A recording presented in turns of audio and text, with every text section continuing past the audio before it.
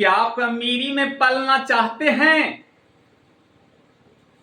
अगर चाहते हैं और भी अमीर बनना चाहते हैं तो इसके लिए आपको 3 मंत्र को काबू में लाना होगा, नहीं तो आपको शरीर को खोखला कर देगा।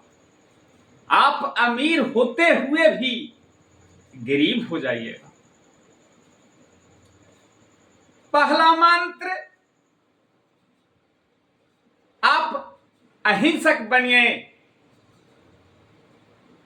खून खराबा से दूर रहिए। दूसरा मंत्र, आप इस तन को खरोच न लगने दीजिए। तीसरा मंत्र, प्रभु के साथ कनेक्शन जोड़िए। अगर ये 3 मंत्र आपके पास हैं तो आप आगे बढ़ने से आपको कोई नहीं रोकेगा। अगर आपको भगवान इतना के बावजूद भी जर्जर स्थिति में पालते हैं तो भी आप अमृत मानकर पी जाएंगे। हो सकता है कोई जन्म में आपसे भूल चूक हुई हो, जो भगवान इस जन्म में आपको ऋण अदा कर रहे हो, पर इतना जान लीजिए कि ये 3 जो मंत्रों का प्रयोग कर रहे हैं ये अगला जन्म में बहुत काम आएगा। अब मैं पहला मंत्र का बखान कर रहा हूं। अहिंसक बनिए,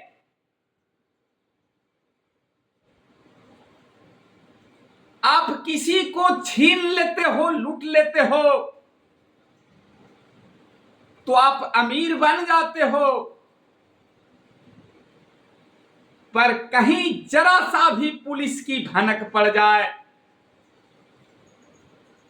तो आपको 12 बजे रात में आकर दरवाजा खटखटाती है।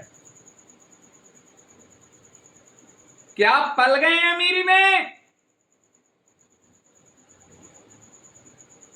पकड़े जाते हैं तो आपको घसीट कर ले जाता है, सारे परिवार में बेचैनी छा जाती है।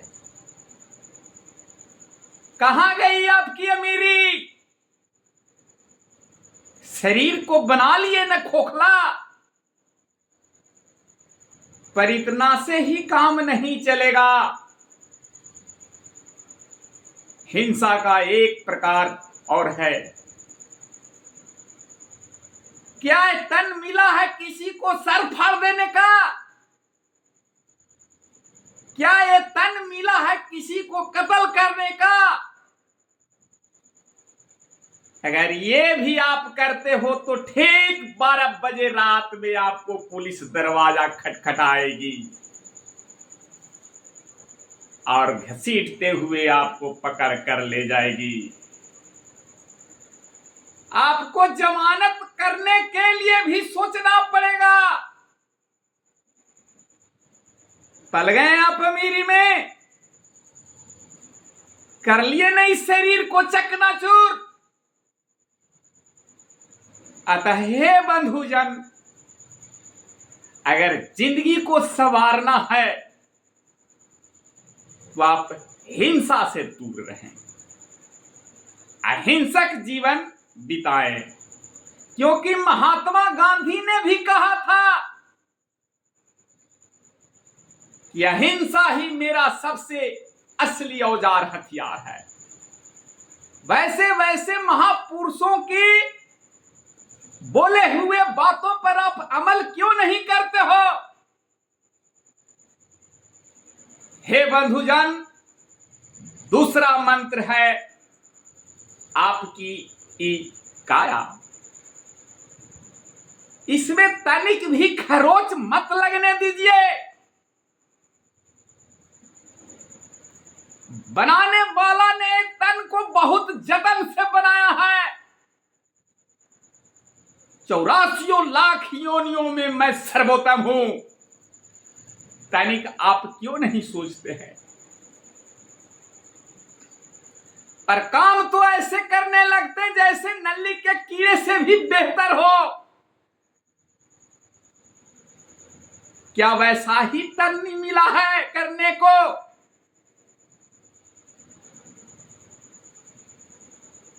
इसीलिए भगवान भी कहते हैं कि पहले आप अपने तन को स्वस्थ रखो। तुम्हारा तन स्वस्थ रहेगा तभी हमारे साथ में मिलन रहेगी। इसलिए हे बंधुजन, इस तन को स्वच्छ रखें। आज देखने को मिलता है कि युवापन में ही सारे दांत को झाड़ लेते हैं। क्या भरल जवानी में ही ऐसा दृश्य आप कर लेते हो? क्यों? आप दातुन से सही प्रकार इसको साफ करें। आप गरम मीट मछली को खा लेते हो, सारे मसूड़े में जाके फंसते हैं। ये मसूड़े दांत को ढीले कर देते हैं। दांत झड़ेगा नहीं तो क्या होगा? तीसरा मंत्र, प्रभु के साथ कनेक्शन जोड़ना। आज दशहरा का दिन चढ़ गया है। सभी औरतें 2 बजे रात में ही उठ जाती हैं और मंदिर में चल जाती हैं देवी मैया से दर्शन करने। क्या देवी मैया 10 दिन के लिए ही आई हैं? आप ये क्यों नहीं सोचते कि मंदिर के भी 2 प्रकार है? एक मंदिर ये हमारे दिल में जिसने भगवान ने बनाया, और दूसरा मंदिर जिसने हम सबों ने बनाया। जिसने हम सबों ने बनाया उसमें जाके हम दीपक जलाते हैं और घी उसमें डालते हैं ताकि दिया बुझ न जाए। पर ये आप सोचते हैं कि इस मंदिर में बार के वहां गया हूं या नहीं गया हूं?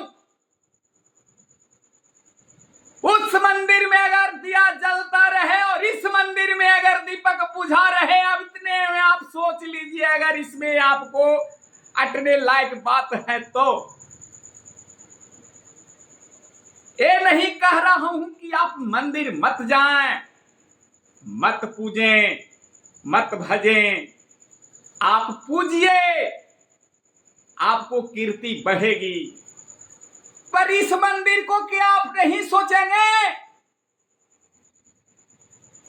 जिस मंदिर में 24 घंटा भगवान विराजमान है? अगर सच्चे हृदय और दिल से जो चाहने वाला भक्त है या भक्तिनी है तो उसके लिए उस मंदिर में भी भगवान है। अगर ये तीनों मंत्र का आप उच्चारण करते हो तब तो आपको गरीबी रहते हुए भी अमीरी आएगी। अगर ये तीनों मंत्र से आप वंचित रहते हो तो अमीरी रहते हुए भी गरीबी आएगी और हो जाएगा शरीर आपका ही चकनाचूर और बना देगा अहंकार आपका शरीर का ही खोखला।